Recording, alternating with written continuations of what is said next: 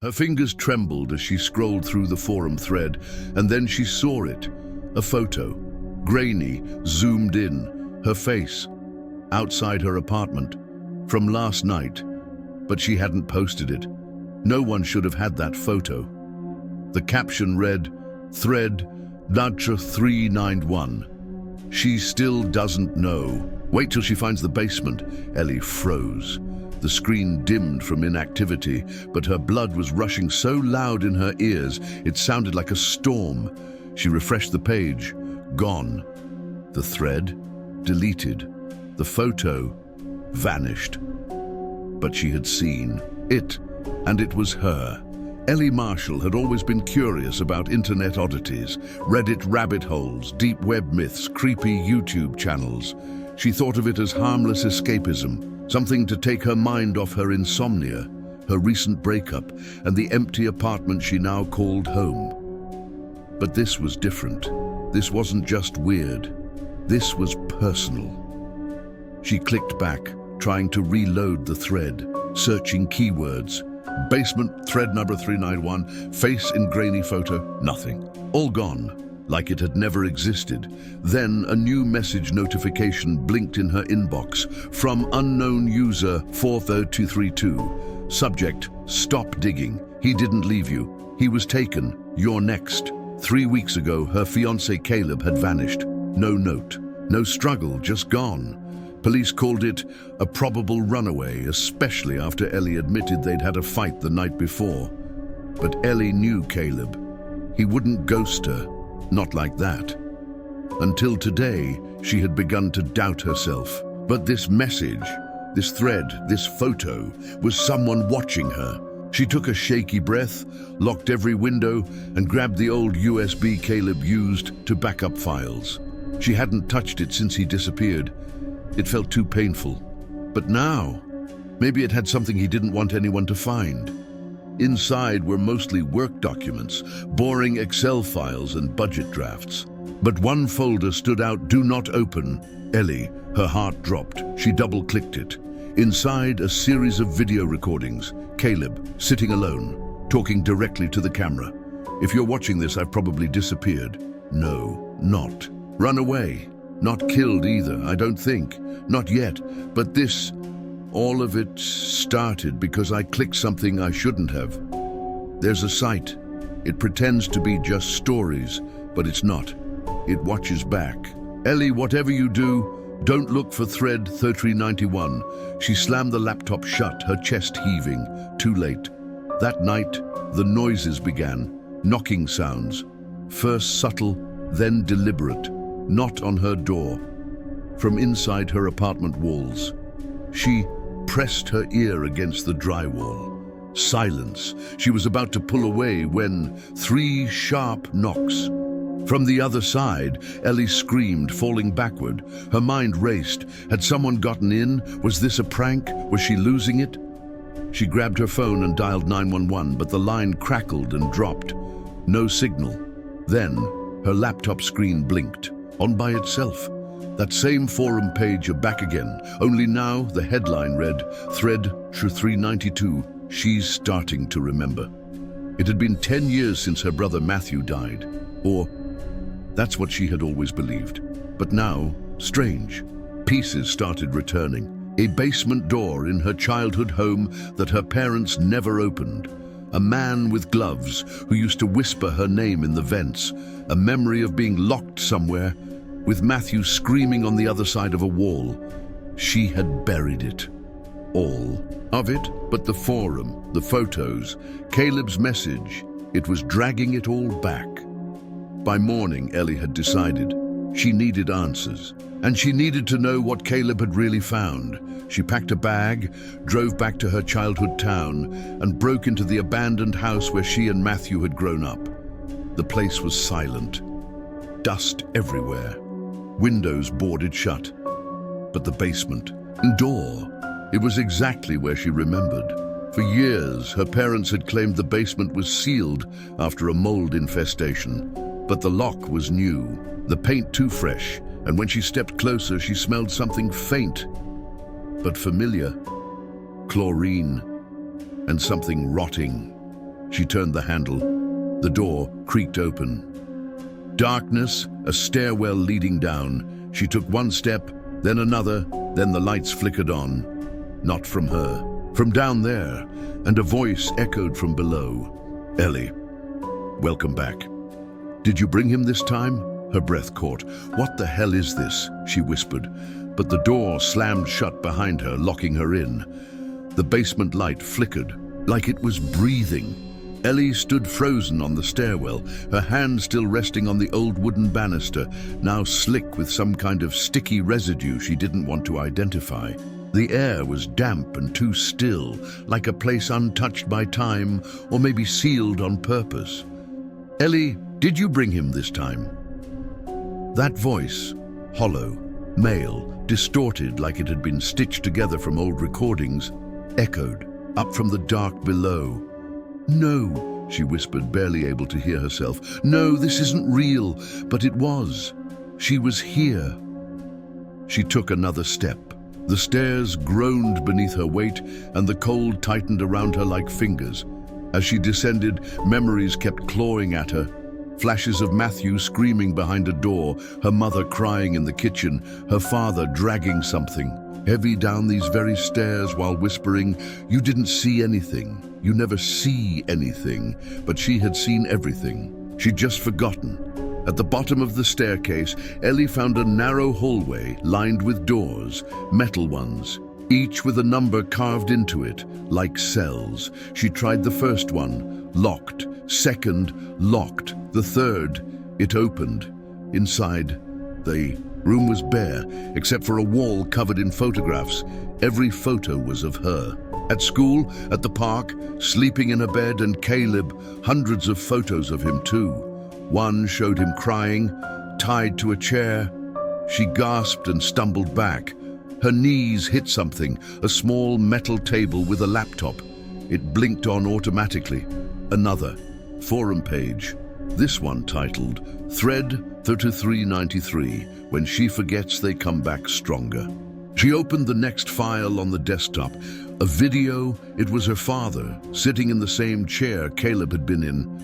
"If you found this, Ellie, then they're probably waking up again. I'm sorry. I lied. About everything. Matthew isn't dead. He never was. We hid the truth, not to protect you, but to protect us. That basement wasn't built for storage. It was built for them." "Them?" Ellie froze. "We shouldn't have documented anything. The thread, they're alive. You click them, and they click back. They're not stories, they're containers, prisons. But if you look too long, they bleed into the real world. They feed on memory, on trauma. And if you try to forget them..." The screen glitched violently, then shut off. A new sound echoed through the hallway. Breathing. Deep, wet, inhuman. Ellie turned, heart pounding. Something moved behind one of the metal doors. The fourth one, it rattled, then stopped. Then boom! It slammed open. A dark, crawling figure spilled into the hallway. Pale, too thin, limbs too long, its eyes human. No, familiar. "Matthew," she whispered. The thing froze, tilted its head, and said in a voice barely recognizable, "You said you'd come back, but you left me with them." Her knees buckled. "No, I was just a kid. I didn't know." He crawled closer, his mouth trembling. "They used me, Ellie, because I remembered. Because I screamed. You forgot. That's why they left you alone." Tears fell from her face. "I didn't forget. I just buried it. I couldn't face what they did to you, what Dad, what Mom. They fed them. And then they made us forget." Suddenly, something changed in his expression. He looked past her, eyes widening. "They're here again." Behind her, the hallway lights began shutting off one by one. Click, click, click. A low growl rose from the darkness. Matthew grabbed her wrist. His skin was ice. "You have to finish what Caleb started. That's why he's still down here. They didn't kill him. Not yet. He's in room 6.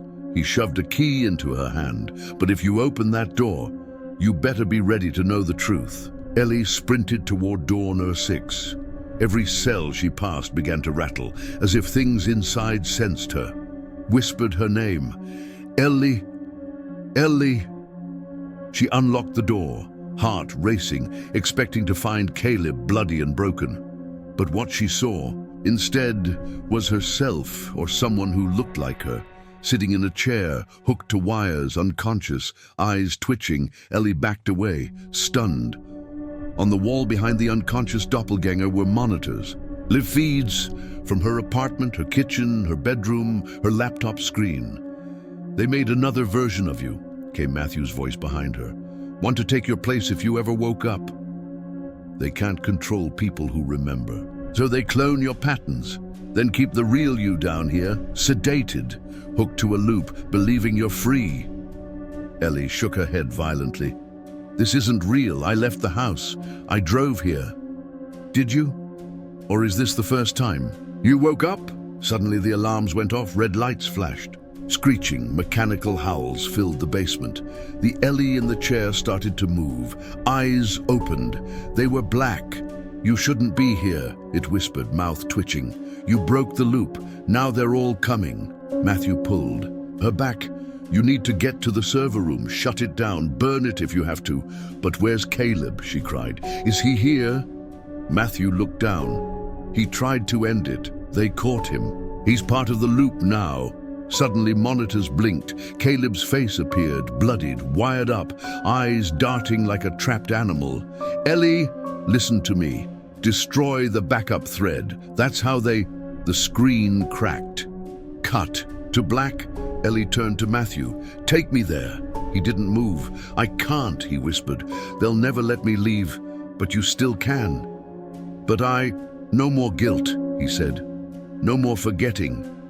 He pushed her through a hidden passage behind the wall. Inside, the server room pulsed with red light.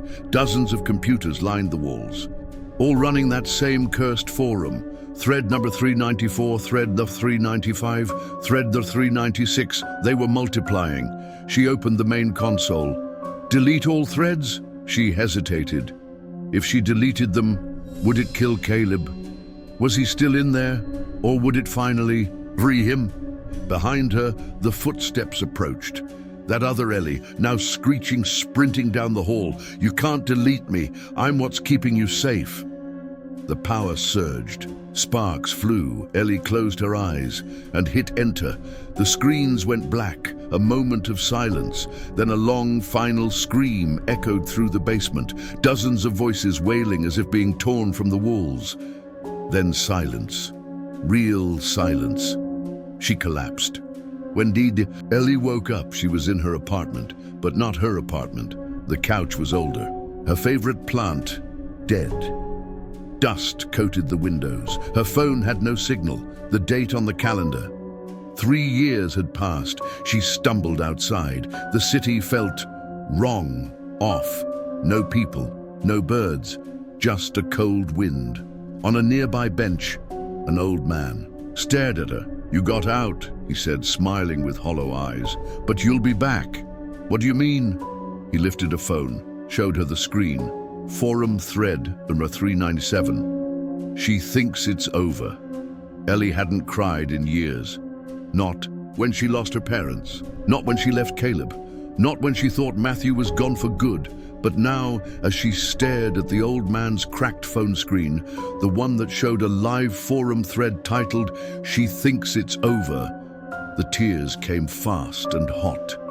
It was her. Right there on the screen, sitting on the same bench, breathing, blinking. The timestamp was, now. What is this? She whispered.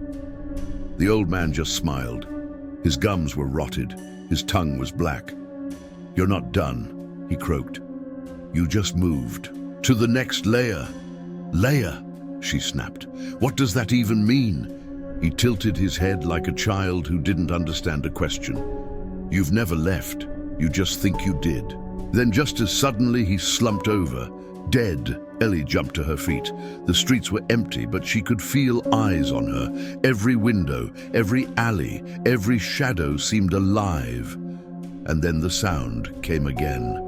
That terrible static buzz from Her back pocket, her own phone, a new notification, thread to 398 just uploaded. Tap to view. Her hand trembled as she hovered over the screen. She didn't tap. Instead, she turned and ran. She ran until her lungs gave out, until her knees gave way. She collapsed near what used to be her old high school. It looked abandoned, but one light was still on. Room 2B. It had always been haunted by rumors that it was where a student vanished back in the 90s. Her name was Lacey Byrne. No one ever found her. Just a note in her locker. I followed the rabbit. I found the hole, but it led to me. Ellie had read about it online, but she never imagined the rabbit hole was real. Inside room 2B, she found a desk, lit by a single flickering bulb. On the desk was a photo album, the kind her mum used to keep. But when she opened it, all the photos were of strangers. Each, one with a caption, Thread 201, status consumed. Thread a 344, status still watching. Thread G 398, status processing. Then her own face. Thread 399, status ready to remember. She dropped the album, backed away. There was a mirror on the wall, but the reflection didn't match her movements. It was her face, but it blinked. Before she did, the mirror. Ellie began to speak. You were always going to find this place. You just needed the pain to wake you up. Who are you? Ellie asked, her voice shaking. I'm who you used to be. Before they buried the truth, before Caleb, before the forgettings. The what? They erase memories, Ellie, not just from your mind, from time. Every rabbit hole is an infected memory. A moment someone tried to forget so hard, it became real. The mirror version leaned closer. You're not here to escape. You're here to finish what Caleb couldn't. Suddenly, the chalkboard lit up with projected text. Thread M400 has been unlocked. Level, final memory, risk, absolute. The room darkened. Her phone buzzed again. Thread 400 is live. Tap to enter. This time, Ellie tapped. The screen went black. Then, white text typed itself. Welcome back, Ellie. You know what happened now, don't you? The real reason your parents made you forget. The real reason Caleb was taken. The real reason Matthew never came back. Her surroundings dissolved.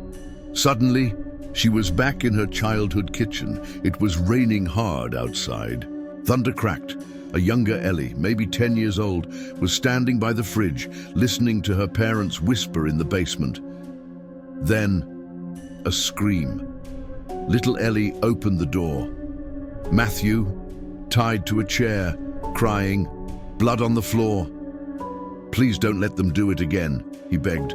Ellie, don't look. Her father had roared, running up the stairs, but Ellie hadn't moved. She had watched, and then her mother had injected her. A needle in the neck, and everything had gone dark. Back in the present, Ellie collapsed on the classroom floor, sobbing. They'd erased her memories not out of protection, but to hide the fact that her parents had been part of the original rabbit hole experiments. They used their own children. They fed them into threads, literal digital cages, to test how memory deletion worked under trauma. Matthew had been the test subject. She had been the control, and Caleb, he had tried to leak it to the world, through the forums, through stories. But they caught him. Now the system was crashing because Ellie remembered, and thread number 400 was collapsing. The walls of the school groaned. A voice echoed from every hallway. Ellie Langford, you were never meant to wake up, but now that you have, you will replace the lost ones. What lost ones? She shouted. The ones who remembered too much. Suddenly, a door opened at the end of the hall. Caleb stood there, but he looked wrong. Half human, half code. His skin flickered like static. Ellie, he said gently, you have two choices. I'm listening. You can stay here. Rewrite the system, free everyone, but your body in the real world will die. Or you can wake up. Go on. Pretend this never happened, but more people will fall in. The rabbit hole never stops unless someone ends it. Tears filled her eyes. Her chest felt like it would split open. Why me? Caleb smiled. Because you're the only one who remembered without being forced. That means you're immune now. He held out his hand.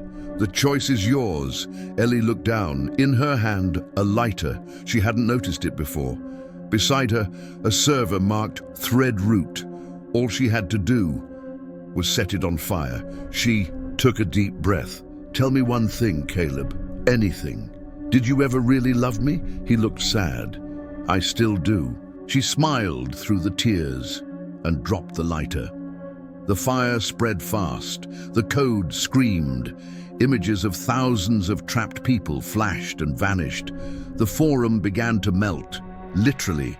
Letters dripping off signs, photos burning in reverse. Caleb stepped into the flames smiling. Thank you. And then, silence. Ellie woke up in a hospital bed, real, alive. This time, it was raining outside, but not the kind of digital fake rain she'd seen in Threads. This was real.